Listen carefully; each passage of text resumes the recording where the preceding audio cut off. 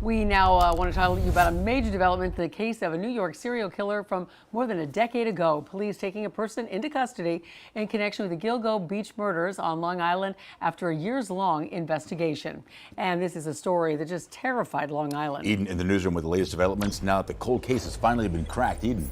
Louis Christie, multiple bodies were discovered back in 2010 and 2011 with no suspect in custody until now. That 59-year-old man facing a judge in court earlier today.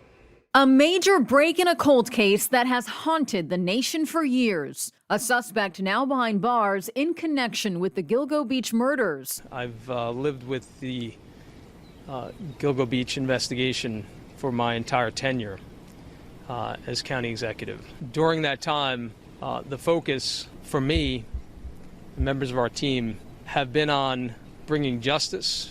The suspect, identified as 59-year-old Rex Herman, a married architect with 2 children, now charged with first-degree murder according to court records.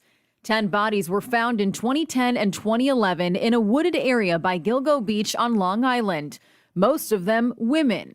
Authorities allege Herman is responsible for 3 of those deaths and the prime suspect in a 4th. The 4 bodies found covered in burlap in 2010. All of them described in court records as petite women 22 to 27 years old working as sex workers. The cell phones of 2 victims were used by the alleged killer after their deaths. Authorities swarming this Long Island home and this office in Midtown Manhattan, where they made an arrest Thursday night. It's a shocker. 29 years. This is the worst case I've ever seen. New DNA capabilities helping investigators, local police joining forces with the FBI to try and solve this murder mystery. Detectives tracking Herman's car and cell phone records. He walks every morning to the train. He walks with a briefcase. He walks in a suit. Looks like every other American type person. Herman's attorney entering a not guilty plea on his behalf. A judge ordering him held without bail.